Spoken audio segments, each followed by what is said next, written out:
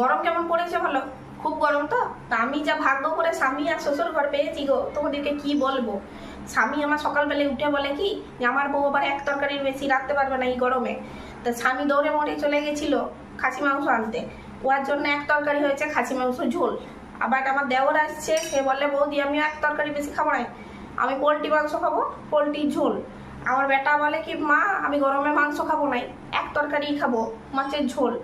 আচ্ছা, আমার শাশুড়ি আইছে গো, শাশুড়ি সে তো নিরামিষ পাটি, পেট ঠান্ডা হবে ওই জন্য আবার বলছে আমি লাউয়ের তরকারি খাবো গো বৌমা, এক তরকারি।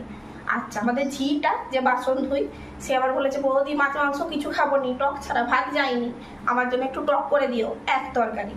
আর আমি কি অভুক্ত থাকতে পারি গো, সেই জন্য একটু আলু পোস্ত করবো, আমারও এক তরকারি। এবার বলো দেখিনি তোমাদের আগে কেন আবার রান্না হয়ে যায়, তোমাদের মতো কেন বেলা 3টে বাজে নাই। আবার বুঝে দেখো আমার ঘরে সবাই এক তরকারি খায়, কেউ 2টা খায়।